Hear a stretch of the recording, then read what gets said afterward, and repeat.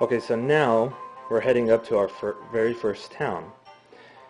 And when you walk up to one, you'll notice that it's on like a big foundation, concrete foundation or something. So it'll tell you the name of the city, Jubilife, however you wish to pronounce it. And it's actually very, very well civilized than what one may remember back from the yellow, blue, or red versions. You know, where it's just all dirt roads. This takes 3D on a 2D screen to a whole new level. That didn't make sense, but you'll understand my point. So just a little walk around of the town of what you can expect. You know, signs here, and what's cool about the signs is you don't have to walk up to it and press A like you did in past versions. You just walk up to it. Not like that's a huge add-on feature or whatever, but I just find it a little more convenient. And here's what it'll look like when you're leaving a town. You just walk off there. There you go, you're on the next route. So, at an early stage in the game, you'll get what's called running shoes. Many of you may know what it is, and many of you may not if you're not familiar with the games. All you just do is press B and hold down B in the direction that you want to go, and you'll literally run. And where I'm taking you now is what is known as the Global Terminal, your gateway to the whole world, according to that sign. Let's go in here. This is where the Wi-Fi takes its cue. You go in here, and you got all these little computers on each floor like this. This one, I think, is where you can view archived battles of someone, say you live in Romania, and you want to watch someone's battle. It can show you someone's battle from Poland, Germany, Japan, wherever. And it's like that on each floor. It'll show stats of the trainer, battle, videos, just everything almost possible. This is a gigantic globe to where you can set your settings where you're currently at now. And this is where I was mentioning earlier, where you can go and say you're looking for a Pikachu, and you have a Pidgey to trade for it. And then you can put that into the registrar, and someone from a different country, state, wherever you are, can see that and is like, oh, I have a Pikachu, I want a Pidgey, I'll trade. There you go. And then that's where it'll come and play on the Wii message system.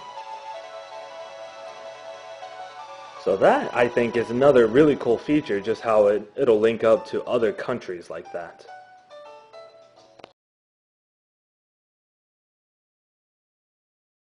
Life on the road in this game is actually a bit more unique, I guess you can call it, than other versions. Not so much like more bells and whistles, so to speak. It just has its own flavor, I guess you can call it. You know, I mean, I've already battled all of these people, of course, and I'm just on my way to the next town. And, you know, most towns may not have that huge concrete foundation, but most will. So, you know, if that doesn't happen, then don't be alarmed. Now, one cool thing, this has been added on from other versions too, berries. Berries are still here. Here's a tree, this little shrub tree here, it's a berry tree. Press A. There are 2 chesto berries. Want to pick them? Yes, please. You pick 2 chesto berries. And these actually come in handy because if you're not familiar with the whole berries and that whole experience, in this version you can make what is called a let me double check for you, because I just got experience to this myself.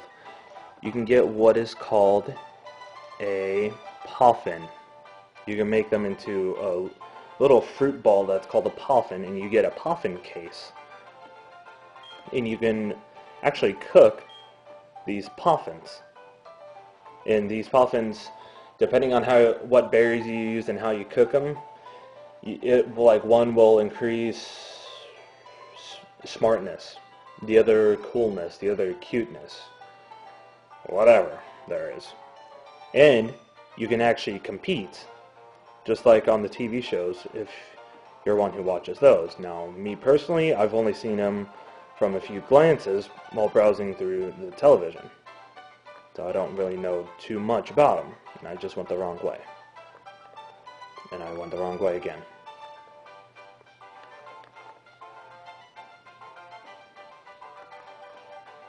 So let me just browse through basic lifestyle. These, if anyone will, I know someone who will be probably wondering what these are. These are actually an air vent for underground tunnels. So those don't do anything special.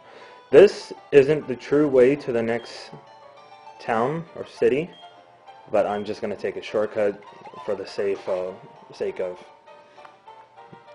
the video here. That's not a town, that's just off into a little corridor where I think it had X accuracy. Use cut again. Yeah, this is when you use a hidden machine, it'll look like that. Just a bell and whistle effect.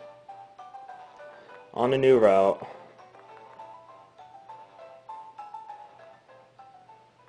So here's another town. So let's browse through here. Each town is unique, like in all the versions. Each town is unique in their own ways. Now this is actually a gym.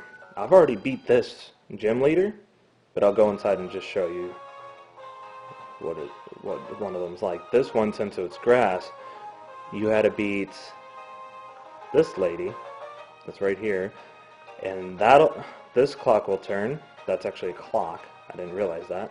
That'll turn and give you access to this lady, and there's one on the other side, which in turn will take you to the gym leader, which is right there. So I'm not going to say what Pokemon she is. I'm not going to say how easy or hard she is. I'm going to leave that up to you to justify, because I don't want to ruin the fun. Now, after you beat that gym leader in the town, and you save from the new Team Rocket, and you'll understand what that's like when you play it. But once you save the bike shop owner, he'll give you a free bike, just like in all the other versions. Now this road that I'm about to go on now, you have to have that. So I already have it registered, so I'll go on the bike. And what's cool is this bike actually has two different gears. While you're going and you're in the low gear, you press B and you go faster. So that's a little cool.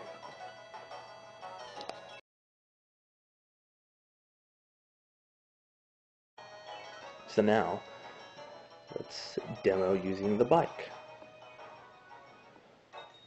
So I'm going to just quickly move and then change to higher gear.